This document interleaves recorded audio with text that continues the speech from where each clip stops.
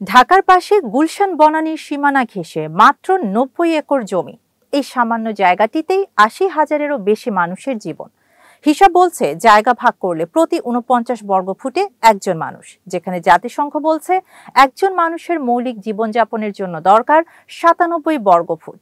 তাহলে প্রশ্ন আসে, মানবিক মানদণ্ডের অর্ধেক জায়গায় কি জীবন টিকে থাকে, নাকি কেবল বেঁচে থাকার সংগ্রাম চলে? ২৫ নভেম্বর বিকেলের আগুনে যখন কড়াইলের বড় অংশ ছাই হয়ে গেল, চলতি বছরের ২১ ফেব্রুয়ারি মধ্যরাতে ওই বস্তিতে লাগা আগুনে পুড়ে যায় অন্তত ডজন খানেক ঘর। গত বছরের ২৪ মার্চ ও ১৮ ডিসেম্বরেও আগুনে পড়ে কড়াইল বস্তি। আবারও সামনে এলো একই প্রশ্ন, কেন বারবার কড়াইলে আগুন লাগে? আরো বড় প্রশ্ন, কেন সেই আগুনের চক্র থামানো যায় না? ফায়ার সার্ভিস বলছে গত এক দশকে ১৫ বারের বেশি অগ্নিকাণ্ড ঘটেছে এখানে, কিন্তু তদন্তে পাওয়া যায় না নিশ্চিত প্রমাণ। কারণ আগুনে সব পুড়ে খাক। তাহলে কি সমস্যাটা কেবলই শর্ট সার্কিট আর সিলিন্ডার বিস্ফোরণ, নাকি এর চেয়ে গভীর কিছু আছে? প্রথম কারণ, অস্থায়ী ঘন দাহ্য ঘরবাড়ি, সরু গলি, মানুষের কাঁধের সমান পথ, দেয়াল লেগে থাকা দেয়াল। আগুন লাগলে বাতাস যেন শিখাকে ডানা মেলে উড়তে সাহায্য করে। প্রশ্ন, এমন এলাকায় আগুন কি স্বাভাবিকভাবেই দৌড়াবে না? দ্বিতীয় কারণ, অবৈধ ঝুলে থাকা বৈদ্যুতিক লাইন।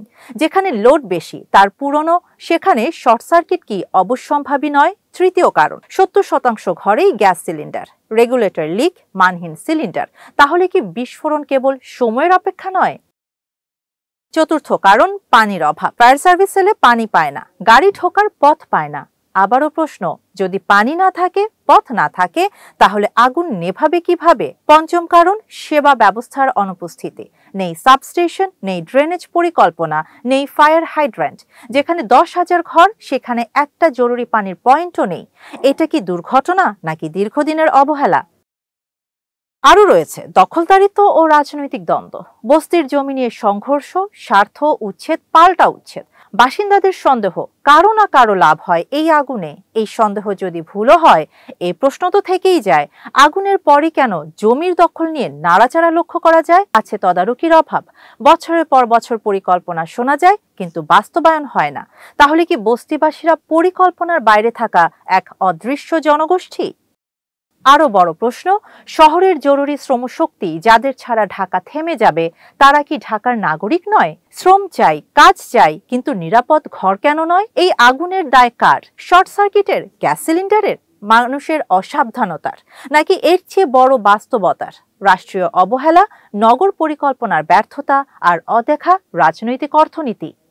প্রতিটি আগুনের পর কমিশন হয়, ভাতা আসে, শোক প্রকাশ হয়, কিন্তু আগুনের পুনরাবৃত্তি থামে না। তাই আজকের প্রশ্ন, কড়াইল বস্তিবাসীরা কি বারবার আগুনে পুড়েই মনে করিয়ে দিবে যে তাদেরও জীবন আছে, নিরাপত্তার অধিকার আছে? যখন সমাধান জানা, সরু পথ প্রশস্ত করতে হবে, ফায়ার হাইড্রেন্ট বসাতে হবে, নিরাপদ বিদ্যুৎ ও গ্যাস ব্যবস্থা তৈরি করতে হবে, তখন প্রশ্নটা আরো তীব্র হয়ে ওঠে, এগুলো করা হচ্ছে না কেন? কড়াইলের প্রতিটি ছাই হয়ে যাওয়া ঘর যেন একটাই প্রশ্ন ছুড়ে দেয়, আগুন লাগার কারণ বন্ধ করার সময় কি আসেনি? শাহানা জাহান, নয়া দিগন্ত।